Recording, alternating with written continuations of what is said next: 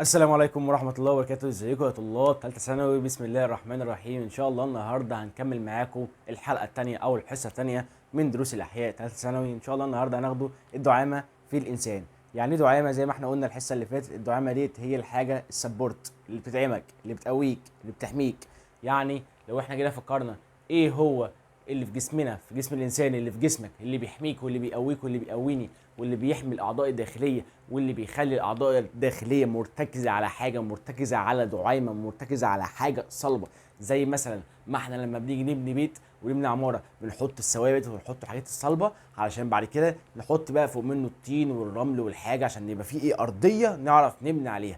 لازم لجسم الانسان هكذا. جسم الانسان لما ربنا سبحان الله سبحان الله لما ربنا خلقنا في احسن تقويم. طبعا حط اول حاجه في جسمنا العظام. العظام ديت لما اتكونت وبعد كده كسى العظام لحم. لازم اول حاجه عندنا تكون الحاجه الصلبه القويه هي العظام اللي في جسمنا. العظام دي تحط فيها اللحم اللي هي العضلات اللي احنا هندرسها باذن الله في الجزء الثاني من الفصل الاول. وهنعرف بقى التعب العضلي والشد العضلي وحاجات كويسه قوي قوي قوي وهتفيدنا. هتبقى دكتور في نفسك باذن الله، فتابعنا كويس جدا. ما تنساش تعمل لايك واشتراك في القناه وتخش في جروب التليجرام علشان تسال اي سؤال يخطر في بالك. وبس هطلب منك طلب، لو اي حد منكم معاه كتاب الامتحان نزل بتاع السنه دي 2024 وجميع الكتب الخارجيه، المرجع والتفوق او الكتب المشهوره، يا ريت بس ايه يصور لنا درس عشان نبدا نحل معاكم على القناه، علشان انا مش لاقي PDF موجود في اي حته خالص على النت. فيلا بينا نبتدي ان شاء الله نتكلم عن الدعامه في الانسان. الدعامه زي ما انت عرفت اللي هي سبورت. ايه هي بقى في جسمنا اللي بيسبورتنا، اللي هي الحاجه اللي بتسبورت مي، اللي بتسبورت يو، اللي هي الدعامه في الانسان اللي هي العظام، الهيكل العظمي بتاعنا.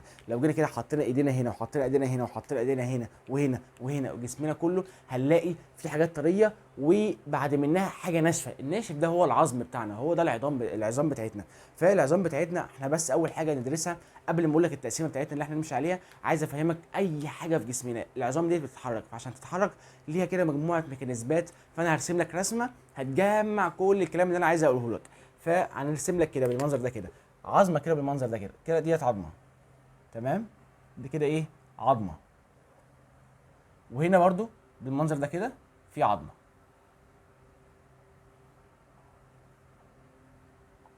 دول عظمتين في العظام. دايما على اطراف العظام كده من هنا بيبقى فيه غضاريف بتغطي طرف العظام كده. ده كده غضروف هنا كده، وهنا غضروف بالمنظر ده كده، هنا كده بالمنظر ده كده. دي كده ايه، غضاريف. ايه دول الغضاريف ديت؟ دورها ان شاء الله هندرسها، بس اقول لك دلوقتي بشكل مبدئي. الغضاريف ديت بتعمل ايه؟ تحمي العظام من التاكل، علشان دايما عظمنا في حركه مستمره. شايف كده اللي انا رسمه دوت على السبوره؟ تخيلوا اللي هو العظمه اللي هنا والعظمه اللي هنا، وده المفصل اللي في النص. المفصل عشان يتحرك لازم يكون فيه عظمتين ويتحركوا على بعض كده بالمنظر ده كده. هنا برضو بالمنظر ده كده العظام بتتحرك كده. فلازم هنا يكون فيه غضروف نهايه العظمه ديت، وهنا نهايه العظمه ديت لازم يكون فيه غضروف، علشان دي بتحمي من التاكل. ليه؟ لان دايما احنا بنتحرك، احنا طول طبيعتنا طبيعه الانسان اللي هو بيتحرك وبيعمل حاجات كتير قوي، بيمشي وبيروح ويجي وبينام وبيقعد وبيعمل حاجات كتير قوي. فلازم يكون فيه ليونه وحركه كده، لازم يكون فيه ايه، حركه والليونه معانا في العظام. ولازم يكون فيه غضاريف تمنع الاحتكاك وتمنع التاكل بسبب الاحتكاك المستمر ما بين العظام وبعضها. فالغضاريف علشان تمنع الاحتكاك. فبعد كده بيبقى فيه هنا عضله بالمنظر ده كده. دي كده ايه، عضله. دي عضله. العضله دي يا سيدي مربوطه هنا ومربوطه كده. سمينا الرباط دوت اللي بيربط العضله بالعظمه، والرباط دوت اللي بيربط العضله بالعظمه سميناه ايه، سميناه وتر. وعندنا بقى برضو في العظام ما بينها وبين بعضها في برضو ايه، رباط بيربط العظمه بالعظمه والعظمه بالعظمه.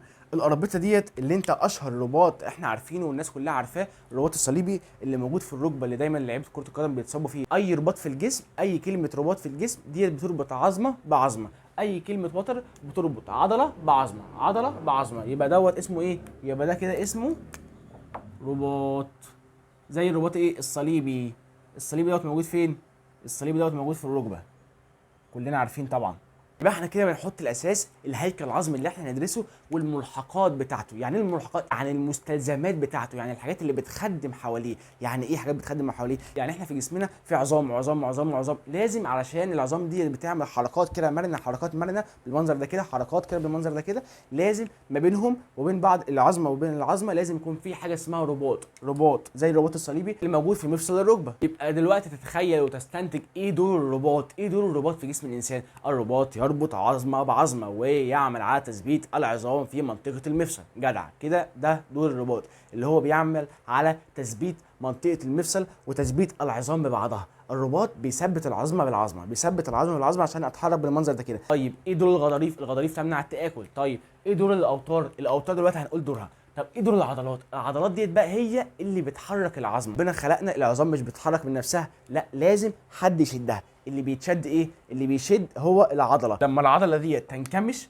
وتتقلص تبقى بالمنظر ده كده، كده اتقلصت وانكمشت، بتعمل ايه؟ اوتوماتيك.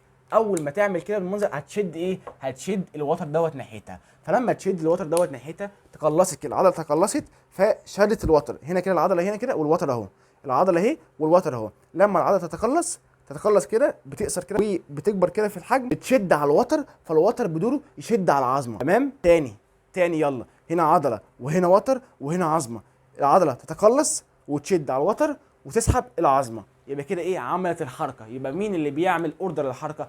العضله هي اللي بتعمل اوردر للحركه وتبعته على الوتر، والوتر يقوم ساحب العظمه. العضله دي تتقلص وبعد كده تشد على الوتر والوتر يشد على العظمه فيعمل الحركه. واللي كان منكم شاطر في تانية ثانوي في الترم الثاني بالاخص دوت هيعرف الحركه بتاعت العضلات بتحصل ازاي. العضلات مش بتتحرك من نفسها، لا، العضلات ديت بتجيلها اوامر منين؟ من هنا، من المركز اللي بيدي اوامر. منين هنا؟ من المخ. المخ فوق، موجود فوق، المخ كده موجود فوق في جسم الانسان ده كده المخ. المخ بيبعت ايه؟ بيبعت شبكه من الاعصاب، شبكه من الاعصاب، وفي اعصاب بتوصل للعضلات. ليه بقى؟ الاعصاب دي عامله زي سلك كهرباء. تمام؟ تخيل معايا الاعصاب عامله زي سلك كهرباء، والعضله دي عامله زي الجهاز او الماشين اللي بتتحرك. العضله او الماشين دي مش هتتحرك غير لما ايه؟ اوصل لها سلك كهرباء، غير لما احط الفيشه. الفيشه دي هي الاعصاب، الاعصاب هي سلك الكهرباء، والمخ هو المنبع والمصدر بتاع الكهرباء، اللي هو ايه؟ اللي هو الصندوق اللي موجود، البوكس اللي موجود في الشارع دوت، اللي بيطلع لك كهرباء لجميع البيوت اللي موجوده في المنطقه عندك. البوكس دوت هو المخ، والمخ او البوكس يقوم باعت اسلاك او باعت اعصاب يروح للعضلات او الاجهزه الماشين اللي تتحرك، فيقوم ايه؟ محرك العضله. العضله لما تتحرك تشد على الوتر، والوتر يشد على العظمه، والعظمه تتحرك، فبالتالي كده المفصل يتحرك. فهمت التتابع اللي بيحصل؟ فهمت الميكانيزم اللي بيحصل في جسم الانسان؟ يعني اول حاجه الاوردر بيجي منين؟ بيجي من المخ. انا كده قاعد على حيلي كده، قاعد على السرير مثلا نايم، علشان اقوم اصحى واقف على رجلي، اول حاجه مخي بيبعت اشاره بتمشي فين؟ بتمشي في السيال العصبي في الاعصاب، والاعصاب بتوديها للعضلات، وبعد كده العضلات تتقلص، تعمل ايه؟ تنكمش، تتقلص وتنكمش وتنقبض، كله نفس المعنى. اول لما تنقبض العضله تقوم شد على الوتر، والوتر يقوم شاد على العظمه، فبالتالي كده يتحرك المفصل بالمنظر ده كده. دوت سبحان الله بيحصل في جزء من الثانيه، فسبحان الله خلق فابدع. لو انا جيت قلت لك بقى وسالتك سؤال استنتاجي، قلت لك بقى استنتج لي من اللي انا قلته لك ده كده ايه اللي احنا هندرسه والمفروض هندرسه الفصل ده كده، انت هتبص لي كده على الرسمه ديت هتقول لي هندرس العظام. مظبوط. اول حاجه هندرس الهيكل العظمي. جميل جدا. طيب تاني حاجه بقى، بص لي تاني على السبوره وقول لي هندرس ايه تاني. هندرس كده بالويم كده الغضاريف. مظبوط، الغضاريف معانا دراسه برضو، نعرف انواع الغضاريف. وتالت حاجه انت قلت لي التقاء عظمه بعظمه بيعملوا مفصل، هندرس ايه؟ المفاصل وانواعها. ليه المفاصل وانواعها؟ علشان في مفاصل ياما قوي، واسعه ومحدوده ومحدوده جدا. طيب رابع حاجه هندرسها، هتبص لي خلصنا العظام الهيكل العظمي، وخلصنا الغضاريف، وخلصنا المفاصل، خدنا الاربطه يبقى ندرس الاربطه، واخدنا الاوتار يبقى ندرس الاوتار. انت الوحيد اللي عارف دلوقتي الوتر بيربط ايه؟ عضله بعظمه، والرباط بيربط عظمه بعظمه علشان التثبيت، والوتر بيربط عضله بعظمه علشان التحريك. المفاصل في منها انواع، في منها 3 انواع من المفاصل دلوقتي بشكل مبدئي: ليفي، غضروفي، زلالي. 3 انواع من المفاصل مفاصل ليفيه ومفاصل غضروفيه ومفاصل زلاليه. ويبقى كده عندنا الهيكل العظمي والغضاريف والمفاصل والاربطه والاوتار، هندرسهم ان شاء الله بالتفصيل في الفصل دوت. وبعد كده بقى هنخش على الجزء الثاني من الفصل، هندرس ايه العضلات والحركه والشد العضلي والتعب العضلي وهكذا. يبقى ده كده موضوع الفصل كله، خلصته لك ولخصته لك في الرسمه دي كلها. احنا بقى علينا ايه النهارده؟ درس النهارده احنا علينا الهيكل العظمي، ومش الهيكل العظمي كله، لا، الهيكل العظمي دوت برضو بيتقسم حاجتين، في هيكل محوري وهيكل طرفي. يعني ايه محوري ويعني ايه طرفي؟ وليه العلماء قسموه كده؟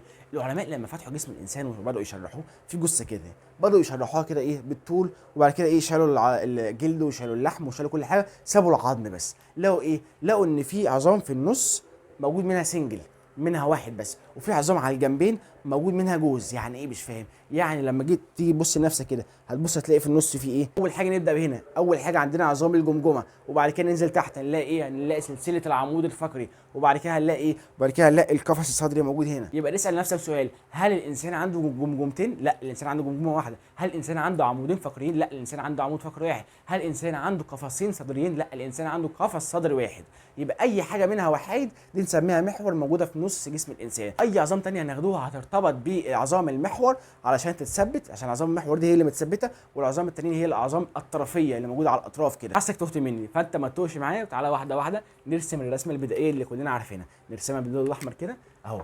جسم الانسان اهو، اي حد في الدنيا ما يعرفش يرسم بيرسم كده، صح ولا ايه؟ ده كده الانسان.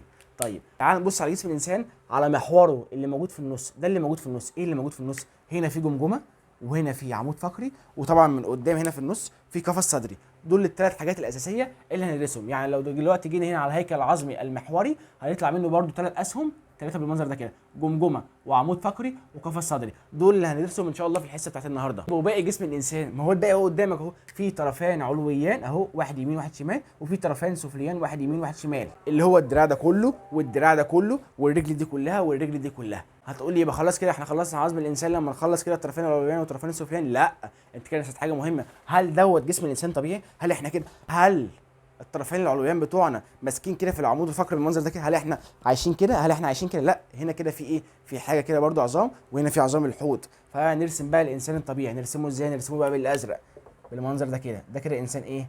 انسان طبيعي بالمنظر ده كده، صح ولا ايه؟ ده كده انسان طبيعي. وهنا ايه؟ ايدين اهو، وهنا ايدين، وهنا رجلين ورجلين. يبقى الايادي ده دراع وده دراع، ده الطرفين العلويان، وهنا الرجلين الطرفين السفليان. وفي بقى هنا ايه؟ في كده شريط، وهنا في شريط، ده ايه؟ بنسميه الحزام، زي الحزام بالظبط. مش ده مكان الحزام؟ ده بنسميه الحزام الحوضي. واللي فوق بنسميها الحزام الصدري علشان قريب من منطقه الصدر، واللي تحت الحزام الحوضي علشان ديت منطقه الحوض. صح ولا ايه؟ مظبوط كده؟ مظبوط الكلام وفاهم كل حاجه وكل حاجه فاهمها على اقتناع، ولا في حاجه مش واضحه؟ دلوقتي تاني احنا اتكلمنا على المحور واللي موجود في نص جسم الانسان، موجود في جمجمه، وموجود فيه عمود فقري، وموجود فيه قفص صدري. دول ان شاء الله حصه النهارده اللي هو الهيكل العظمي المحوري. واتكلمنا بعد كده اللي فيها عندنا هيكل عظمي طرفي على الاطراف، اللي موجود بقى على الاطراف بقى اللي بيمسكوا في الهيكل المحوري، زي ايه؟ زي الطرفين العلويان والطرفين السفليان، وفي الحزام الصدري والحزام الحوضي. ودول باذن الله حصه اللي جاي او الحصه اللي جايه وموضوع الحصه اللي جايه. تعالى بقى نقرا كتاب الامتحان. هنا بيقول لك الدعامة في الإنسان. يعمل الجهاز الهيكلي في الإنسان على تدعيم وحماية الأعضاء ويساهم في الحركة. إزاي بيساهم في الحركة؟ زي ما احنا عرفنا، عن طريق العضلات اللي بيوصل لها أعصاب، عن طريق المخ اللي بيدي الأوردرات علشان تعمل حركات وتقدر تتحرك وتمشي وتروح وتيجي وتعمل كل اللي انت نفسك فيه. وطبعا دوت بيعمل على الحماية. ازاي بيحمي؟ زي مثلا وجود القفص الصدري في منطقة الصدر، ده بيحمي ايه؟ بيحمي الاعضاء زي القلب وزي الرئتين. وبرده وجود العمود الفقري ده بيحمي الحبل الشوكي اللي بيمر من خلاله. وفي امثلة كتيرة جدا هناخدها على مدار الفصل ده. فيلا بينا نشوف بقى التقسيمة اللي احنا كنا مقسمينها. الجهاز الهيكلي في الانسان يتكون من هيكل عظمي وغضاريف ومفاصل واربطة واوتار. كل ده دوت اللي انا قلته لك ولخصته لك في الرسمه اللي احنا رسمناها على السبوره. وطبعا قلنا الهيكل العظمي ده بيتكون من المحور والاطراف، زي في طريق كده، طريق محوري وبيطلع منه اطراف، بيطلع منه طرق مختلفه.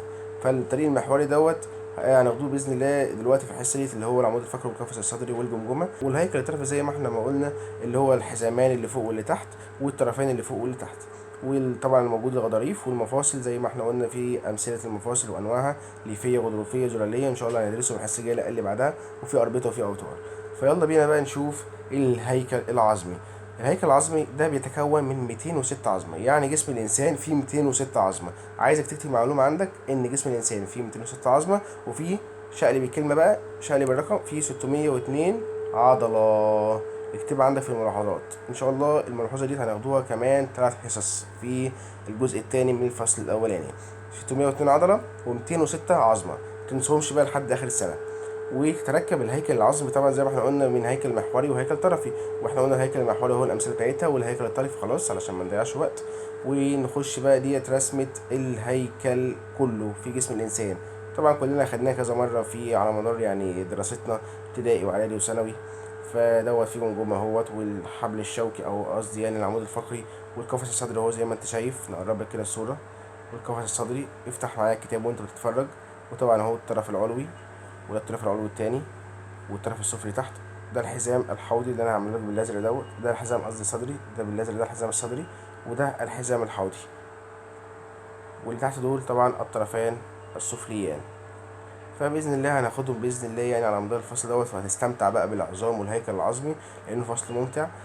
تعالى بقى نبدأ أول حاجة في درسنا النهاردة هناخدها، وهو الهيكل المحوري. وأول حاجة هنبدأ بيها بإذن الله هو العمود الفقري. طبعا العمود الفقري دوت غني عن التعريف، ده سلسلة من الفقرات اللي موجودة في الظهر. طيب أول حاجة عايز أعرفها عن العمود الفقري، فيها كام فقرة؟ العمود الفقري فيه 33 فقرة بالمنظر ده كده. أدي دي فقرة، ودي فقرة، ودي فقرة، وهكذا 33 من الفقرات بالمنظر ده كده. وبين الفقرة والفقرة في جزء غضروفي. في جزء غضروفي زي ما احنا ما قلنا بقى في المقدمة، قلنا ان دايما عند منطقة المفصل او عند التقاء عظمة بعظمة دايما بيبقى فيه جزء غضروفي، يعني ده اللي بالاحمر ده الغضاريف، واللي بالازرق ديت الفقرة او العظام. طيب العمود الفقري دوت ده المحور بتاع الهيكل العظمي، ده اللي موجود في نص الهيكل العظمي بالظبط. ده يتصل طرفه العلوي بالجمجمة، قرب كده من فوق بيتصل بالجمجمة، طبعا امر بديهي بقى، بديهيات حماده هلال. واتصل بيه في منطقة الصدر طبعا بايه؟ بالقفص الصدري والطرفان العلويان بواسطة العظام بتاعة الكتف. بإذن الله هناخدهم بإذن الله بالتفصيل الحصة الجاية. يعني يتصل في منطقة الصدر القفص الصدري والطرفان العلويان بواسطة عظام الكتف. يتصل به من أسفل الطرفان السفليان طبعا بواسطة إيه بقى؟ عظام الحوض. عظام الحوض هو الحزام الحوضي. قلنا عظام الحوض تساوي في نفس المعنى الحزام الحوضي، أو قلنا عظام الكتف هي نفس المعنى الحزام الصدري. لحد دلوقتي لحد ما نفرق ما بينهم بإذن الله الحصص اللي جاية. فتعالى بقى ناخد التقسيمة الجميلة دي. أنا مرضتش أشرحها على السبورة علشان هنا يعني متقسمة بطريقة روعة. تعالى بقى ندرس العمود الفقري ونشوف بيتقسم لإيه. لو بصينا للعمود الفقري كده هنلاقي ان العمود الفقري بيمر في مناطق كتيره قوي في جسم الانسان. فالعلماء حبوا طبعا يقسموا العمود الفقري علشان نعرف ندرسوه على حسب الحجم وعلى حسب العدد وعلى حسب المكان. فلقيناهم في الاخر قسموه لنا 5 مجاميع. اول مجموعه في العمود الفقري عند قفاك. فين دي؟ منطقه العنق. فيها كام فقره عنقيه؟ فيها 7 فقرات عنقيه. وبعد منهم هتلاقي مجموعه تانية فيها 12 فقره، دي بنسميهم 12 فقره ظهريه لانها موجوده في منطقه الظهر، او 12 فقره صدريه لانهم موجودين برضو فيما يوازي او فيما يقابل منطقه الصدر من قدام. فلو قال لك منطقه الصدر او منطقه الظهر هي نفس المنطقه، ففيهم 12 فقره. وبعد كده هتلاقي فقرات القطنيه، الناس بقى اللي بيروحوا الجيم عارفينها بيتمرنوها، فيها 5 فقرات قطنيه. وبعد كده هتلاقي العجزيه والعصعصيه. العجزيه كده ديت فيها 5 فقرات برضو زي القطنية، والعصعصية فيها 4 فقرات. ولكن تلاحظ ايه؟ تلاحظ ان العنقية والظهرية والقطنية دول تحس الفقرات كده باينة، انما العجزية والعصعصية تحس ان هما حاجة على بعضها، حتة واحدة على بعضهم. ليه حتة واحدة على بعضهم بالمنظر ده كده؟ لانهم اقول لك انا دلوقتي بقى الحكاية من اولها. لما انت كنت لسه بيبي ولسه مولود، كنت انت الفقرات اللي عندك ديت العجزية والعصعصية اخر مجموعتين كانوا فقرات مش ملتحمين، كانوا منفصلين عن بعض زي الفقرات اللي فوقيهم زي العنقية وزي الصدرية وزي القطنية، كانوا متمفصلين وكانوا بعاد عن بعض. ولكن مع مرور الوقت ومع مرور السنين بدأت تلتحم وتبقى بالمنظر ده كده، بقت حتة واحدة. العجزية بقت حتة واحدة والعصعصية بقت حتة واحدة. فدلوقتي لو جينا عندنا الفقرات هنلاقي هنا 7 فقرات، وهنا 12 فقرة، وهنا 5 فقرات، وهنا هنلاقي 5 فقرات، وهنا 4 فقرات. المجموع الكلي 33 فقرة. ولكن لو جه قال لك في الاختيارات كم عظمة، هتقول لي 33 برضو؟ لا، اقول لك انت كده غلط. العظام بقى نعدهم ازاي؟ هنعدهم العظام الحاجة اللي على بعضها. هنا في 7 حاجات على بعضهم، 7 فقرات، وهنا 12 فقرة، وهنا 5 فقرات. يعني هنا الفقرات تساوي عدد العظام. ولكن العجزية بيقول لك هنا 5 فقرات ولكن عظمة واحدة، والعصاصية 4 فقرات ولكن عظمة واحدة. ليه عظمة واحدة بنحسبهم؟ لأن عظمة واحدة لأنهم ملتحمين، لأنهم التحموا خلاص. إنما بنحسبهم عدد فقرات يعني اعتبارا ما كان لما أنت كنت بيبي صغير أو طفل صغير. فلو جينا حسبناهم بقى في الآخر هيطلعوا لنا كام قد إيه؟ تعالى بقى نجمع. 7 زائد 12 19، و5 24، 24 وواحد وواحد يبقى 26. 26 عظمة. فرق بقى في 26 عظمة في العمود الفقري وفي 33 فقرة. تعالى بقى نقرا الجدول اللي عندنا الجميل قوي اللي فوق دوت، ده اللي ملخص كل الحاجات اللي احنا عايزين نقولها. فطبعا زي ما احنا لسه متكلمين هنلاقي هنا 7 فقرات عنقية و12 ظهرية أو صدرية و5 قطنية و5 عجزية و4 عصاصية. هنلاقي هنا بقى الترتيب بتاعهم، ده من الفقرة رقم 1 ل7 دول أول 7 فقرات بنسميهم عقول عنقية. وبعد كده من الفقرة رقم 8 الفقرة رقم 19 ديت فقرات ظهرية. يعني دلوقتي اهو الفقرات العنقية بالمنظر ده كده، 1 2 3 4 5 6 7 دول عنقية. يبقى كده ايه احنا وصلنا لحد 7 دي عنقية. نبدأ بقى نعد بقى الصدرية أو الظهرية. هنا بقى 1 2 3 لحد 12، يبقى دي 8 ودي 9 ودي 10. صح ولا ايه؟ يبقى من 8 لحد 19 دول الفقرات الظهرية، علشان برضه لما يجيلك في الأسئلة في الاختيارات. والفقرات القطنية تبدأ من 20 ل 24. ازاي دول 4 بس؟ لا، احسب بقى ده صح. عندك 20 21 22 23 24. كده في كام فقرة؟ 5 فقرات، 20 21 22 23 24. يبقى من الفقرة رقم 20 للفقرة رقم 24 دول 5 فقرات قطنية. وبعد كده الفقرات العجزية دول 5 برضو، من 25 ل 29. في 25 26 27 28 29 برضو 5. العصاصية بقى منين؟ من 30 ل 33. 30 و31 32 33 4 عصاصية. وطبعا زي ما احنا عارفين ان العجزية 1 والعصاصية 1. يبقى عددهم الكل العظام بتاعة العمود الفقري 26 عظمة ولكن 33 فقرة. طبعا مكان الوقوع طبعا زي ما احنا قلنا من اسمها، ديت في العنق وديت في الصدر ودول في منطقة البطن. منطقة البطن هي المنطقة القطنية، يعني منطقة البطن هي المنطقة المواجهة للمنطقة اللي موجود فيها الفقرات القطنية. وطبعا بين عظمتي الحرقفة والحزام الحوضي دي بإذن الله هنفهمها الجملة دي إن شاء الله بإذن الله الحصة الجاية واللي بعدها، عشان هنشرح أكتر وبالتفصيل كل منطقة في جسم الإنسان وكل عظمة واسمها والتمفصلات اللي فيها والمفاصل والغضاريف والأربطة والأوتار بإذن الله، فمش لازم تعرفها دلوقتي. ونهاية العمود الفقري ديت المنطقة العصاصية، زي ما انت شايف كانت ايه عصاصية من تحت كده. فتيجي بقى نتكلم عن الحجم. الحجم عامل بالمنظر ده كده، هرسم لك رسمة حلوة قوي. ده الحجم بتاع الفقرات من فوق لحد ما ننزل تحت بتكبر، وبعد كده نوصل لمنطقة معينة وننزل تحت تصغر. ايه المنطقة المعينة دي؟ تعال نشوف. هنا مثلا كده دي فقرات عنقية، دي عنقية، وبعد كده هنا ظهرية، والأخيرة ديت الأخيرة ديت قطنية. يعني أكبر الفقرات فقرة قطنية، وبعد القطنية تيجي العجزية والعصاصية، ولكن تقل بقى في الحجم. دي العجزية ودي العصاصية. يبقى أول حاجة عنقية ظهرية قطنية من فوق لتحت بتكبر في الحجم، الفقرات بتكبر تكبر تكبر تكبر، وأقول لك ليه دلوقتي السبب. وبعد كده نبدأ من العجزية للعصاصية تقل في الحجم. يبقى أكبر الفقرات فين؟ أكبر الفقرات حجما هي الفقرات القطنية، وأصغرهم حجما هي الفقرات العصعوصية. ولكن المتوسطة في الحجم هي العنقية، واللي أكبر من العنقية شوية الظهرية، واللي أكبر وأكبر وأكبر من الظهرية وأكبر الفقرات في العمود الفقري كله هي الفقرات القطنية. وبعد كده طبعا العجزية دي عريضة ومفلطحة.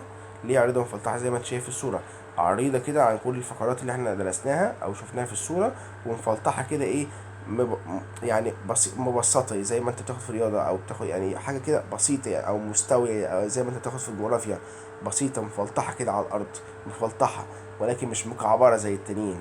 وطبعا امر بديهي لما انت كنت صغير في السن طفل وكبرت العجزيه والعصاصيه التحموا، فبالتالي ما بقوش متمفصلين، بقوا غير متمفصله ملتحمه، واللي اتبقى متمفصلين هي العنقيه والظهريه والقطنيه. فتعالى بقى نشوف كده الرسمه، عشان عايز اقول لك ليه القطنيه اكبر حجما. بص يا سيدي بالمنظر ده وكده، تعالى نشوف ايه حلوه ديت.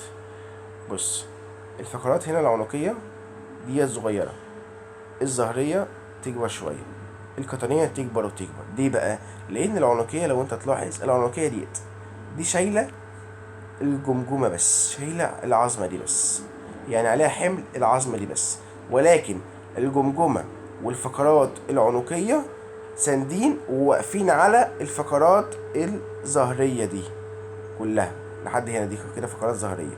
فطبعا وزن الجمجمه ووزن العنقيه وطبعا الكتاف كل ديت نازل، والصدر كل دوت نازل حمل على الفقرات الظهريه. وبعد كده بعد الفقرات الظهريه في فقرات قطنيه، ديت اكبر واكبر واكبر واكبر الفقرات. ليه بقى اكبر الفقرات؟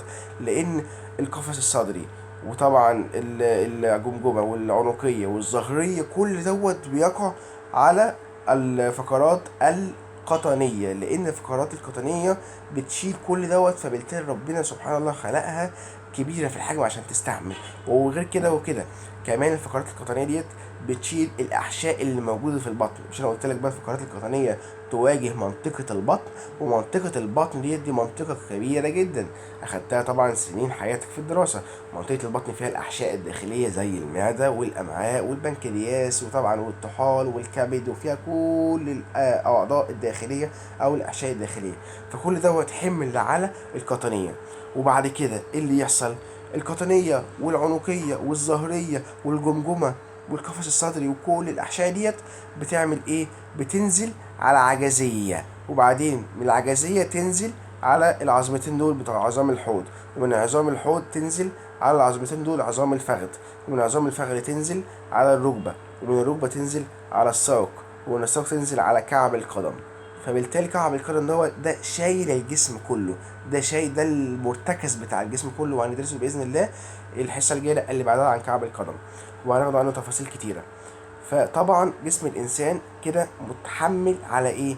متحمل اول حاجه على العنقيه، وبعد العنقيه متحمل على الظهريه، وبعد الظهريه بتحمل على القطنيه. ولكن بقى كل اللي فوق القطنيه بالقطنيه بالاحشاء الداخليه بالقفص الصدري بالقلب بالرئتين بالاحشاء بكله، كل دوت بقى نازل على ايه؟ نازل على العظمتين دول والعظمتين دول والعظمتين دول. فبالتالي متوزعين على عظام كتيرة أوي اللي هي الطرفين السفليان وعظام الحوض. يبقى كده لازم تكون أكبر عظمة فيهم هي عظام القطنية. طب هتقولي ليه الفقرات القطنية لازم تبقى أكبر الفقرات فيهم؟ ليه ما تبقاش العجزية؟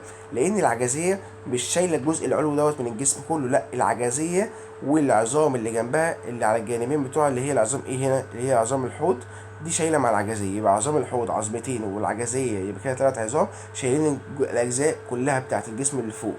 يبقى انهي اللي المفروض يبقى ربنا خلقه على مستوى ضخم ومستوى حجم كبير علشان يشيل، عشان هو الحمل اللي لوحده بس هو اللي شايله. الحمل اللي لوحده هو اللي شايله هو الفقرات القطنيه، هي اللي مستحمله حاجات ياما قوي، لانها هي الفقرات اللي شايله الاحشاء الداخليه وشايله الجزء العلوي من الجسم ده كله. ولكن بعد كده الجزء ده كله بينزل على كذا عظمه، فبالتالي مش شرط يكون العظام العجزيه تبقى عظمه كبيره، مش شرط. تبدا بقى تقل العظام العجزيه لحد العصاصيه تقل بقى في الحاجه. ايه العصاصيه ليه اصغر حاجه؟ لان العصاصيه يعتبر مش شايله حاجه. لو تبص كده هتلاقي العصاصيه هنا، قرب كده العصاصيه اهي مش شايله حاجه، لان كل الحمل اول ما نزل هنا اتوزع على طول هنا وتوزع هنا ونزل بقى على الطرفين السفليين، فبالتالي هي مش شايله اي حاجه. عايز اقول لك ملحوظه برضو مهمه جدا ساعات بيلعبوا عليها في الاختيارات. لو جيت قلت لك ان عين الانسان او وشه باصص كده وقفاه باصص الناحيه ديت، ولقينا العمود الفقري بالمنظر ده كده. فدلوقتي لو جيت قلت لك الفقرات العنقيه اللي هي اول مجموعه ديت باصه قدام ولا باصه لورا، باصه للخارج ولا باصه للداخل؟ هتقول لي باصه كده، باصه للخارج. ولو جينا بصينا على المجموعه اللي بعدها اللي هي الظهريه هتلاقيها باصه للداخل. طيب المجموعه اللي بعدها اللي هي المجموعه القطنيه هتلاقيها باصه للخارج. وبعد كده هتلاقي العجزيه بالعصاصيه باصين للداخل. يحفظ بقى الترتيب دوت: خارج داخل خارج داخل. تمام؟ عشان برضه لو لعب عليه في الاختيارات هتلاقي هنا برضه مكتوب لك هنا بالمنظر ده كده، ويقول لي 26 عظمه اهو زي ما احنا عديناهم علشان الحاجات ديت كي بوينتس مهمه جدا. كتاب الامتحان برضو كاتبها لك ومنوه عليها كذا مره. تعالى بقى مع بعض نشوف فقرات العمود الفقري ونجيب فقره واحده منهم وندرسها بالتفصيل. فلما نيجي نرسم الفقره بتاعت العمود الفقري، انا بالمناسبه عايزك كل واحد منكم يرسم الرسمه دي، علشان الرسمه بتثبت حفظ المعلومات وبتخليك تحفظ اكتر وتحفظ على المدى البعيد، والذاكره بتاعت المدى البعيد هي اللي تبقى ايه، محتفظه بالمعلومات وليست الذاكره الشورت تيرم. فعايزك تحفظ معايا باللونج تيرم طبعا علشان تفضل معاك لحد يوم الامتحان. فاول حاجه هنعملها احنا هنرسم ايه، جسم الفقره بالمنظر ده كده. هنعمل كده قوس كده، بعد كده هنعمل جسم كده. حلو الكلام، حلو الكلام. وبعد كده هنا هيبقى في ايه، هنا هيبقى في حلقه بالمنظر ده كده. دي حلقه، الحلقه ديت عامله كده، دي اسمها ايه، حلقه شوكيه. وده اسمه ايه، جسم الفقره، برضه بالمنظر ده كده جسم الفقره. حلو الكلام، حلو الكلام. وهنا بيطلع زائده كده بالمنظر ده كده، ومن هنا بتطلع زائده كده بالمنظر ده كده. طلعت معايا كبيره شويه، مش مشكله مش مشكله، المهم بس ايه تفهم معايا. دي اسمها ايه، دي اسمها ايه، نتوء مستعرض، لانه طالع من الجنب كده، طالع من الجنب. ودي اسمها جسم الفقره، ودي اسمها حلقه شوكيه، مش مشكله دلوقتي، دي اللي بيخش فيها الحبل الشوكي. بعد كده النتوء دوت بيخلف نتوء كمان، وده بيخلف نتوء كمان. اخر الفقره هنا من ورا كده في زائده اسمها ايه، زائده شوكيه او نتوء شوكي، مش مشكله. برضو هنا بتخلف برضو نتوء بالمنظر ده كده، وهنا بتخلف نتوء بالمنظر ده كده. يبقى كده عندنا كام نتوء في الصوره، عندنا نتوءان مستعرضان ونتوء شوكي، وهنا نتوءان وهنا نتوءان. يبقى كده كلهم على بعضهم 7 نتوءات، 7 نتوءات. اسم الفقره بتخلف نتوءان مستعرضان، والنتوء المستعرض الواحد بيخلف نتوء مفصلي امامي، اسمه نتوء مفصلي امامي علشان في واحد ورا اسمه نتوء مفصلي خلفي. النتوء المستعرض بيخلف نتوء مفصلي امامي، وده برضو بيخلف نتوء مفصلي امامي.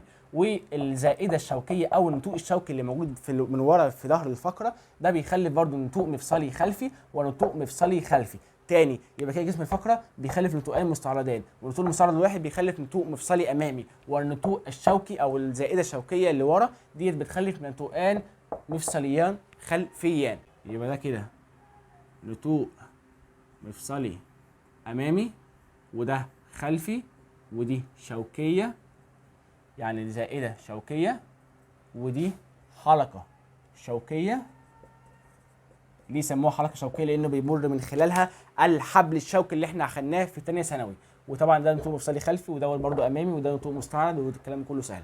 هنا بيمشي جواه الحبل الشوكي اللي احنا خدناه في ثانيه ثانوي الترم الثاني. ده الحبل الشوكي بيجي من المخ وبينزل من الجمجمه في خرم كده، ان شاء الله هناخدوه، ان شاء الله باذن الله هناخدوه ورا الجزء دوت، هناخدوه الخرم ده وبنسميه الثقب الكبير، بتنزل جواه. والثقب الكبير برضو الثقب الكبير بيدخل او تحت منه على طول، تحت الثقب الكبير في حلقه شوكيه، وحلقه شوكيه بتاعت الفقره الاولى على الحلقه الشوكيه اللي تحت منها على الحلقه الشوكيه اللي تحت منها، بيعملوا قناه شوكيه. حلقات حلقات حلقات حلقات من الفقرات اللي موجوده 33 فقره اللي عندنا بيعملوا قناه شوكيه بينزل من خلال الحبل الشوكي علشان يحموه. علشان كده الحبل الشوكي دوت موجود جوه علبه عظميه، جوه تجويف عظمي علشان تحميه وما يتعرضش لاي مخاطر. وجيت انا دلوقتي وقفت لك بالمنظر ده كده، قلت لك العمود الفقري ماشي بالظهر كده، ماشي جوه في تجويف الجسم بالمنظر ده كده، عباره عن سلسله بالمنظر ده كده. جسم الفقره قدام ولا جسم الفقره ورا، ولا النتوء الشوكي قدام ولا النتوء الشوكي ورا؟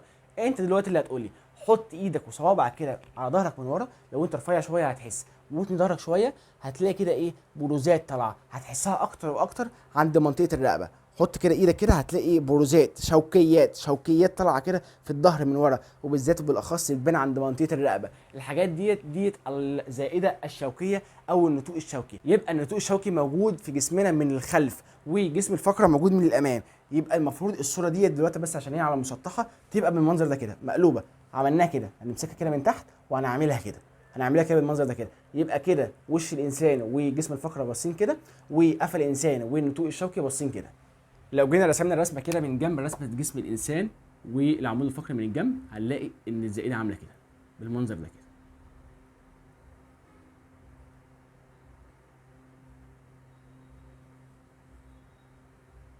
دي كده ايه، الزائده الشوكيه، ودي فقرات العمود الفقري. وطبعا هنا في نتوء مفصلي امامي وهنا نتوء مفصلي خلفي، بس هرسمه لك بالاحمر عشان يبان. هنا كده نطوق مفصلي امامي وهنا خلفي وهنا امامي وهنا خلفي. دلوقتي بقى جه دور اللي انا اقول لك معلومه كمان اضافيه، ان النطوق المفصلي الامامي الاسم الثاني ليه اسمه نطوق مفصلي علوي، والنطوق المفصلي الخلفي الاسم الثاني ليه اسمه نطوق مفصلي سفلي. يبقى ده علوي وده سفلي. جسم الفقره كده اللي طالع منها ده النطوق المفصلي العلوي او النطوق المفصلي الامامي، واللي نازل منها ده النطوق المفصلي السفلي او النطوق المفصلي الخلفي. يبقى لو جيت رتبت لك مثلا الفقرات، قلت لك دي الفقره رقم مثلا دي الفقره رقم 10 ودي الفقره رقم 11 قصدي، ودي الفقره رقم 12، يبقى كده 11 مع 10 ماسكين ازاي ببعض. انت اللي هتقول لي بقى دلوقتي وهتجاوب لي على السؤال، هتقول لي ان النطوق المفصلي السفلي او الخلفي بتاع الفقره رقم 10 بيمسك مع النطوق المفصلي الامامي او العلوي للفقره رقم 11، والفقره رقم 11 النطوق المفصلي الخلفي او السفلي بتاعها بيمسك مع النطوق المفصلي العلوي او الامامي بتاع الفقره رقم 12. يبقى برضه عشان لما يلعب معاك في الاختيارات يبقى انت كده ايه فهمت اللعبه، انت كده فهمت اللعبه وعرفت مين بيمسك مع مين. فقره هي كده بالمنظر ده كده بيطلع منها نطوق مفصلي علوي وبينزل منها نطوق مفصلي ايه سفلي او خلفي. العلوي بيرتبط بالسفلي اللي فوقيها والسفلي بتاعها بيرتبط بالعلوي اللي تحتيها. انت كده فهمت اللعبه اظن. بس برضه اكد عليك قبل ما نخلص الجزئيه ديت ان دلوقتي وش الانسان هنا ده كده وشه وقفاه هنا، تمام؟ الوش هنا والعين هنا والقفا هنا. ليه بقى عرفت ازاي؟ ان جسم الفقره دايما موجود قدام، يعني موجود ناحيه الوجه، موجود ناحيه العين، انما العظمه الشوكيه او الزائده الشوكيه او النتوء الشوكي ده موجود من الخلف، موجود ناحيه القفا. تيجي بقى نتكلم عن تركيب الفقرة العظمية. تتكون الفقرة العظمية النموذجية اللي هي الفقرة القطنية، دي فقرة نموذجية. الفقرة ديت فيها حاجات ياما قوي زي ما انا لسه قايل لك على السبورة. فيها طبعا ده جسم الفقرة، ده الجزء الامامي السميك، يعني دوت اللي يبص ناحية الوش، انما دوت ناحية القفا ناحية الظهر. الزائدة الشوكية والنتوء الشوكي دوت ناحية الظهر، وديت زائدة خلفية مائلة لأسفل تحملها الحلقة الشوكية، دي الحلقة الشوكية دي طالعة من الحلقة الشوكية من ورا كده، الزائدة الشوكية ديت طالعة من الحلقة الشوكية، وطبعا بتخلف نتوئين مفصليين خلفيين اللي هما النتوئين مفصليين برضو سفليين، اللي هو ده واللي هو ده. وطبعا اخدنا النتوئين المستعرضين اللي هما طالعين من جسم الفقرة، طالعين من جسم الفقرة بالمنظر ده كده. فرق يبقى الحلقة الشوكية بتطلع النتوء الشوكي والجسم الفقرة بيطلع النتوء المستعرض. وطبعا كل واحد من النتوء المستعرض دوت بيخلف نتوء مفصلي امامي او نتوء مفصلي علوي. والحلقة الشوكية طبعا او الحلقة العصبية دي حلقة عظمية، وطبعا تحيط بالقناة العصبية علشان بيمشي جواها الحبل الشوكي عشان لحمايته. الحبل الشوكي دوت مهم جدا عشان دوت اللي بيوصل الاعصاب لجميع اجزاء جسم الانسان، فده مهم جدا. لو اتصاب ممكن يحصل لك شلل رباعي، يحصل لك شلل كامل، شلل نصفي، فخلي بالك لان دوت حاجه مهمه جدا جدا جدا جدا جدا، لازم يتحمى كويس قوي، محطوط في علبه عظميه سبحان الله. وظيفه العمود الفقري بقى من اللي احنا قلناه ده كله، طبعا ده اول حاجه دعامه وحمايه رئيسيه للجسم، لان دوت المحور اللي بيطلع منه وبيشبك فيه كل العظام. فبالتالي لو مفيش محور مفيش عظام شابكه، مش هتلاقي هيكل عظمي، فمش هتلاقي هيكل عظمي مش هتلاقي حاجه للحمايه، فالقلب هيكون معرض للضرب او معرض للتلف، معرض للخطر، والرئتين معرضين للخطر والاحشاء، فبالتالي جسم الانسان ما يقدرش يعيش. سبحان الله، ربنا خلقنا في احسن تقويم. وطبعا ده حمايه الحبل الشوكي علشان في ممر او قناه ديت اللي بيعملها الحلقه الشوكيه زي ما انت شايف كده، حلقه فوق فوق حلقه فوق حلقه فوق حلقه، زي فقره فوق فقره فوق فقره، بيعملوا القناه الشوكيه اللي بيمشي جواها الحبل الشوكي لحمايته. والعمود الفقري طبعا عشان فيها فقرات متمفصله اللي هم اول 3 مجموعات فوق اللي هي العنقيه والظهريه والقطنيه، فده بيساعد على حركه الراس والنصف العلوي من الجسم. الراس عن طريق العنقيه اللي بتحرك يمين وشمال راسك وتحت وفوق، والنصف العلوي من الجسم طبعا زي ما الرقاصه بترقص مثلا، يعني مع الفارق طبعا مع الامثله بس عشان افهمك، بيحركوا جسمهم بطرق مختلفه كده، فطبعا ده بيساعد على حركه العمود الفقري لانه برضو بيخش في التمفصلات اللي بتساعد على الحركه. وزي ما انا قلت لك عدد النتوءات في جسم الفقره او الفقره كلها يعني 7 نتوءات، اللي هو فيه 3 ازواج وفي واحد فرداني اللي هو النتوء الشوكي. وتمفصل مثلا اديك مثال زي ما انا اديتك مثال، الفقره السفليه س مع الفقره السفليه مع العلويه ص، ديت س وديت ص. طبعا هنا طالع نتوء مفصلي امامي وهنا نازل نتوء مفصلي خلفي او سفلي. وهنا كاتب لك اهو تمفصل الفقره السفليه س اهي من خلال نتوءيها المفصلين الاماميين مع الفقره ص من خلال النتوءين المفصليين الخلفيين للفقره ص. زي ما انا شرحت لك بالظبط على السبوره، برضو كتبها لك كتاب الامتحان كي بوينتس مهمه جدا جدا جدا جدا. منطقه الجذع العلماء اتفقوا عليها انها المنطقه بتاعه البطن والصدر والحوض، الصدر والبطن والحوض بالترتيب. يبقى المنطقه ديت من غير العنق، الصدر ديت كده، والبطن اللي هي ديت كده، والحوض اللي هو ده كده. حلو الكلام، حلو الكلام. يبقى الصدر والبطن والحوض منطقة تسمى منطقة الجذع. الملحوظة معانا نتكلم عليها وهي الفقرة المنصفة للعنق. أنهي فقرة منصفة للعنق أو الفقرة رقم كام؟ لو جينا نشوف العنق ديت 7 فقرات، في 3 فوق كده، و3 تحت كده، وفي واحدة في النص. يبقى 3 فوق و3 تحت وواحدة في النص، يبقى دي المنصفة اللي هي رقم كام؟ دي 1 2 3 4، اللي هي رقم 4 المنصفة لمنطقة العنق أو الفقرات العنقية. بينما الفقرة المنصفة للعمود الفقري اللي هي موجودة في نص العمود الفقري بالظبط، اللي هي الفقرة رقم 17. عرفنا ازاي العمود الفقري 33 فقرة، يبقى خليهم عدد زوجي، خليهم 32، يبقى في 16 فقرة فوق و16 فقرة تحت، وفي واحدة في النص اللي هي رقم 17. يبقى 16 فوق و16 تحت وواحدة في النص، لو جمعتهم 16 و16 32 وواحدة في النص يبقى 33. يبقى اللي في النص ديت هي الفقرة رقم 17. الفقرة رقم 17 ديت لو انت بقى ذاكرت الدرس دوت هتعرف ان من الفقرات رقم 8 ل 19 ديت فقرات ظهرية او المجموعة الظهرية او الصدرية، يبقى ديت من المجموعة الظهرية او الصدرية. تعالى بقى نتكلم عن الجمجمة. الجمجمة ديت سبحان الله ربنا خلقها علشان تحمي حاجة مهمة جدا جدا جدا في جسمنا، ألا وهو المخ. المخ من غيره الإنسان يموت، لأن كل الأوردرات بتطلع من المخ. فبالتالي الجمجمة ديت علبة عظمية حلوة كده وضخمة، وفيها عظام ياما ومتمفصلة على أعلى مستوى، علشان مش متمفصلة لأ، يعني فيها مفاصل نوع ليفية ماسكة جامد أوي أوي أوي، علشان ما تتفكش بكل سهوله، عشان تبقى متينه قوي، علشان تحمي المخ، عشان المخ دوت حاجه مهمه جدا. المخ دوت اللي بيخرج منه الحبل الشوكي، يعني هنا كده في مخ وبينزل منه الحبل الشوكي جوه الفقرات وجوه الحلقه الشوكيه بتاعه الفقرات. فبالتالي عايزين نقسم بقى الجمجمه، والعلماء قسموها الى جزئين، في سموها جزء مخي او الجزء اللي من ورا، وجزء امامي او جزء وجهي، جزء من قدام. الجزء المخي دوت فيه 8 عظام. 8 عظام ازاي؟ طب انا احط ايدي كده على من ورا كده على جمجمتي من ورا مش هلاقي ولا عظمه، كانهم عظمه واحده. ما هم كانهم عظمه واحده سبحان الله. لما انت برضو كنت صغير وبيبي صغير ولسه مولود وطفل، كان عندك الاجزاء ديت ايه؟ عندك مفرغه شويه وطريه، كان لسه ما مسكتش ببعضها، فكان 8 عظام. عندك كان 8 عظام اعتبارا ما كان، يعني تعدوا العظام اعتبارا ما كان لما انت كنت طفل صغير. 8 عظام تتصل مع بعضها اتصالا متينا جدا، متينا او قويا عند اطراف المسننه. يعني العظمه ديت كده بالمنظر ده كده عامله كده، والعظمه ديت عامله دي كده.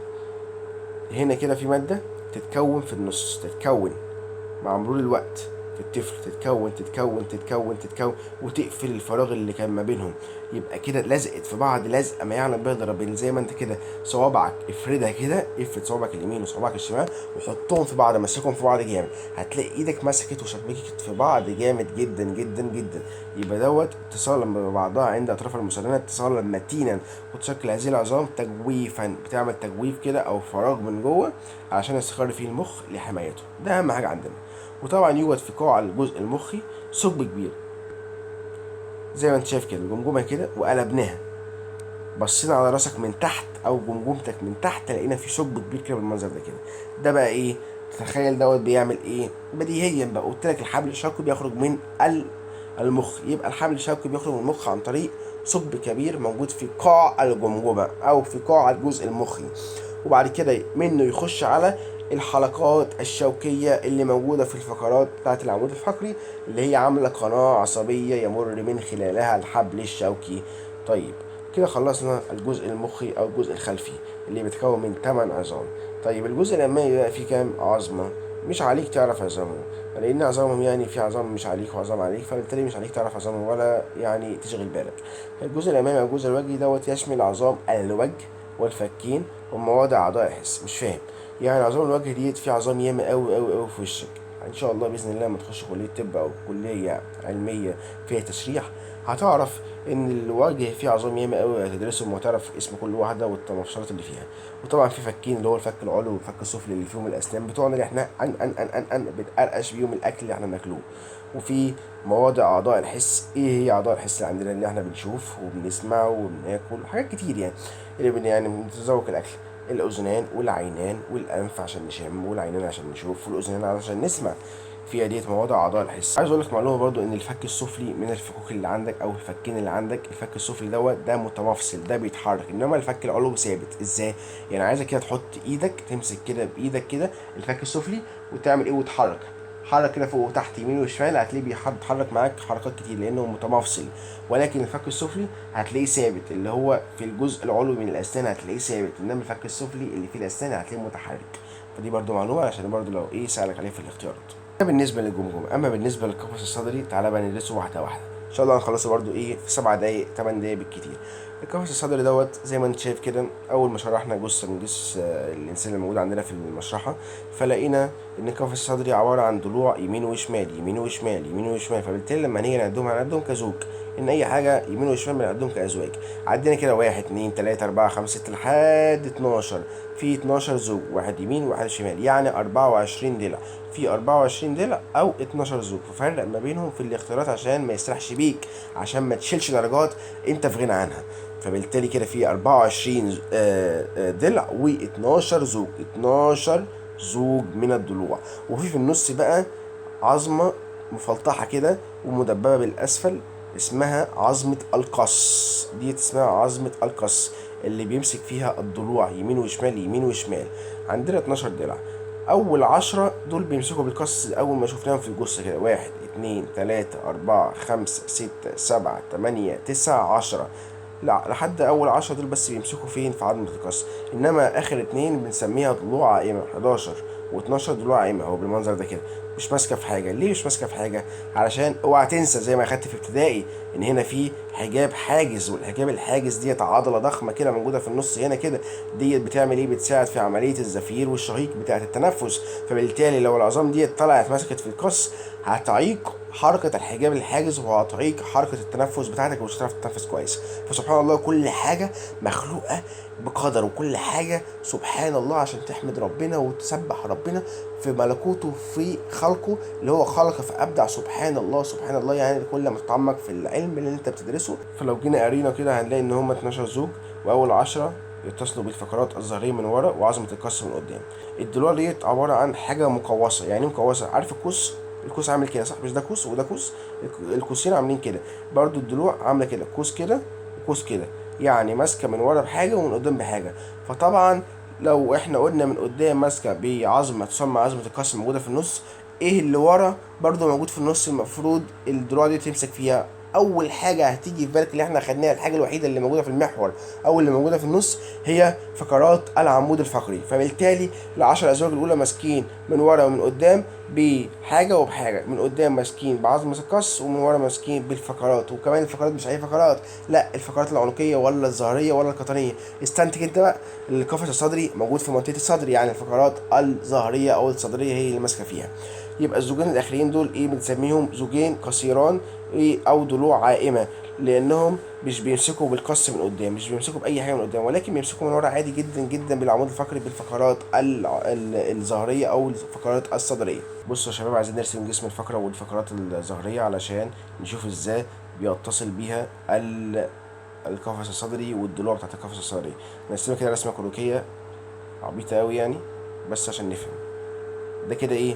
نتوء مستعرض ونتوء مستعرض يمين وشمال. وده كده مثلا نعتبره جسم الفقرة. فبالتالي الضلوع لما تيجي من قدام ولورا هتيجي بالمنظر ده كده على هيئة قوس. هتمسك من هنا كده بالمنظر ده كده. مسكت فين؟ مسكت في جسم الفقرة ومسكت في النتوء المستعرض بالمنظر ده كده. ومن الناحية التانية برضو بالمنظر ده كده مسكت في النتوء المستعرض ومسكت في جسم الفقرة. يبقى الضلوع بتمسك من الفقرات بتاعت العمود الفقري بجسم الفقرة وبالنتوء المستعرض. لو جينا تأملنا عظمة القص كده هنلاقيها عظمة مفلطحة كده بالمنظر ده كده زي عظام العجز اللي موجودة في الفقرات. ومن تحت جزءها السفلي غضروفي ومدبب. ليه كده غضروفي؟ ليه مش عظام زي ما كانت العظم المتكسر كلها عظام على بعضها؟ غضروفي لان هنا زي ما انت عارف هنا في الحجاب الحاجز، وطبعا هنا في القفص الصدري ورا كده في الرئتين اللي موجودين بالتنفس، والحجاب الحاجز اللي بيساعد في التنفس. فبالتالي الحجاب الحاجز ده لما يطلع وينزل ما يعيقش برضو حركة الحجاب الحاجز. الجزء دوت لو دوت كان جزء عظمي كان هتحس بنغزة كده بتغز في العضلة بتاعت الحجاب الحاجز، وبالتالي هتحس كده بألم عند التنفس. فسبحان الله برضو ربنا خالق كل حاجة علشان سبب معين. هنا جزءها السفلي، تعالى نمسح كده جزءها السفلي، استنى، جزءها السفلي مدبب وغضروفي. غضروفي يعني طري، العظام بتبقى متينه ناشفه صلبه، انما الغضروفي بيبقى طري كده لين كده، زي مثلا الطربوش اللي بيبقى على ورك الفرخه او على الدبوس بتاع الفرخه. الطربوش اللي هو ايه الشفاف دوت او اللي هو لونه ابيض شويه بيبقى ايه قرقوشه كده، بتبقى قرقوشه ايه خفيفه، انما العظام بتبقى صلبه قويه ما تقدرش ايه تكسرها باسنانك. لو جينا بصينا على وظيفة القفص الصدري بقى، ربنا خلق ليه القفص الصدري عندنا عشان طبعا نحمي القلب والرئتين زي ما احنا قلنا أول حصة، وبرده بيساعد في حركة الضلوع. ليه عايزين الضلوع تتحرك؟ احنا عايزين الضلوع تتحرك علشان في عملية التنفس لما بنحصل عملية شهيق يعني ايه؟ بنشفط هواء، شهيق بنشفط، شهيق يعني بنوسع هواء، بنوسع التجويف الصدري علشان نشفط هواء في الرئتين وتكبر الرئتين. شهيق زفير، شهيق زفير. والزفير عبارة عن عكس اللي بيحصل في الشهيق. يعني عايزين نضيق ونطلع هواء من جوه، نضيق ونطلع، نضيق ونطلع، نضغط كده على صدرنا ونطلع الهواء. انما في الشهيق عايزين نشفط هواء ونوسع، نشفط ونوسع. عشان ما تنساش برضو في ايه كده، ايه حاجة كده بطريقة سهلة اوي في الحفظ، شهيق فيها شين، توسيع فيها سين، السين بالشين اللي هي السين ديت، السين بالشين. شهيق توسيع، شهيق بيوسع التجويف الصدري، انما الزفير العكس بيضيق. يعني لما نشفط هوا كده وندخل هوا جوه هنا في الرئتين، عايزين الضلوع دي تطلع لبره، تطلع لبره، وهنا الحجاب الحاجز ده وتنزل لتحت علشان نوسع التجويف اللي جوه والرئتين تكبر وتتمدد. وعند الزفير يحصل العكس، عايزين بقى ايه بالاحمر ده كده الضلوع تخش لجوه تفعص كده الرئتين، والحجاب الحاجز يطلع لفوق يفعص الرئتين علشان يطلع الهواء بره، يحصل عمليه زفير ونطلع الهواء بره ونخرج الهواء بره. هنا برضه كي بوينتس من اهم الكي بوينتس في الامتحانات اللي بتيجي عليها اسئله. مجموعه عظام القفص الصدري تعالى نعدهم كده مع بعض. في طبعا 24 ضلع تمام، وفي واحده قص، يبقى كده 25. عايزين برضو نعد اللي هي متمفصله معاها من ورا، زي ما عندنا القص اللي متمفصله معاها من الامام، نعد بقى المتمفصله معاها من ورا اللي هي الفقرات الظهريه اللي هم 12 فقره ظهريه. يبقى 24 وواحد 25 و12 يبقى 37 عظمه من عظام القفص الصدري. وعدد العظام المتصله بعظمه القص تعالى نعدهم بقى كده يمين وشمال، يوم اللي هم 20 ضلع. ليه 20 ضلع مش 24؟ لان اخر 4 ضلوع دول عائمين ولم يتصلوا بعظمه القص. 20 زائد ايه؟ في 2 تركوة، دول باذن الله هتاخدهم الحصه الجايه. تعالى بقى نشوفهم فوق على الرسمه كده عشان تعرفهم بالمنظر ده كده. دي الضلوع اللي ماسكه في القص من قدام، ودي التركوة اللي احنا هناخدها الحصه الجايه باذن الله اللي ماسكه برضه في القص من قدام. يبقى في 20 ضلع من قدام ماسكين في القص، وفي 2 تركوة، واحد يمين وواحد شمال برضه ماسكين في القص، يبقى 22 عظمه ماسكين في عظمه القص. هنا في كده ايه مجموعه فقرات العنقيه اللي هم 7، وبعد كده هنا في مجموعه فقرات الظهريه اللي هم كام؟ اللي هم 12 فقره. تعالى بقى نطلعهم ونرسمهم. هنا كده في فقره وفقره وفقره وفقرة وهكذا وفقرة، ولحد ما نوصل لحد آخر فقرة اللي هي 19. دي طبعا رقم 8، ودي 9، ودي 10، ودي 11، ودي 12، وهكذا لحد ما نوصل لحد رقم 19. فالتامنة ديت اللي هي التامنة في العمود الفقري اللي هي الفقرة الظهرية الأولى اللي هي بتمسك فيها أول ضلع من ضلوع القفص الصدري بالمنظر ده كده، أول ضلع كده. والتانية بتمسك فيها تاني ضلع، والتالتة بتمسك فيها تالت ضلع، والرابعة بتمسك فيها رابع ضلع. ولكن ديت اسمها تامن فقرة من فقرات العمود الفقري، ودي 9 فقرة، ودي 10 فقرة، ودي 11 فقرة. فلو أنا عايز أحسب انهي رقم فقرة ماسكة في الضلع الأول أحسبها ازاي على طول؟ يبقى كده ايه معانا كده مسألة رياضية نحسبها على طول من غير ما نرسم، من غير ما نوجع دماغنا. لو قالك في الاختيارات أو قالك في السؤال عايزين نعرف رقم الفقرة اللي ماسكة في الضلع رقم 1، هنعمل ايه؟ هنجمع 7. يعني قالك الضلع رقم 1 هنحط 1 زائد 7 هيطلع لنا الناتج 8، يبقى ديت رقم الفقرة. لو قالك مثلا عايز رقم الفقرة اللي ماسك فيها الضلع رقم 4، هنعمل ايه؟ هنعمل زي ما عملنا، هنبقى 4 زائد 7 بيساوي كام؟ بتساوي 11. فقرة رقم 11 هي ديت الفقرة اللي ماسكة في الضلع رقم 4. أما لو سأل عن العكس، ازاي سأل عن العكس؟ قالك رقم الضلع اللي ماسك مثلا في الفقرة رقم 9، هنعمل العكس، هنحط 9 ناقص 7 هيطلع لنا كام؟ هيطلع لنا الضلع رقم 2. لو قالك مثلا رقم الضلع اللي ماسك في الفقرة رقم 8، هنعمل كده، الفقرة ناقص 7 يبقى يساوي ضلع رقم 1، وهكذا. القانون دوت حسبناه ازاي؟ حسب لنا ان العد بيبدأ من رقم 8 من فقرات العمود الفقري، اللي هي الفقرة رقم 1 من الفقرات الظهرية، اللي هي بتمسك فيها الضلع رقم 1 من ضلوع القفص الصدري. ركز في الكلام اللي انا بقوله وخد لك غطس فيه كده وفكر فيه بتعمق وبتمعن عشان تفهم كلامي. يعني مثلا الضلع رقم 10 ماسك في انهي فقرة؟ يبقى 10 زائد رقم 7، 7 دوت رقم ثابت في اي مسألة رياضية، 10 زائد 7 بيساوي 17، يبقى الفقرة رقم 17 هي اللي ماسك في الضلع رقم 10. وهنا الكي بوينتس اللي هي مكتوبة لك هنا، رقم الفقرة الظهرية بتساوي رقم الضلع زائد 7. وبرضه ممكن نعمل ايه؟ نودي كده الناحية ديت ونودي الناحية ديت ونعمل بالطرح، يبقى رقم الضلع بيساوي رقم الفقرة الظهرية ناقص 7. سهلة قوي وهي ما فيهاش أي حاجة وبسيطة. لو عندك أي مشكلة ابعت لي على طول على التليجرام، وتحت أمرك في كل حاجة، ورب تكون فهمت كل حاجة. وإن شاء الله نتقابل في فيديوهات جاية كتير. يلا والسلام عليكم ورحمة الله وبركاته. متنسوش تذاكروا وتعملوا عليكم عشان تفرحوا نفسكم وتفرحوا أهلكم في الآخر وتفرحوا بنفسكم. والسلام عليكم ورحمة الله وبركاته.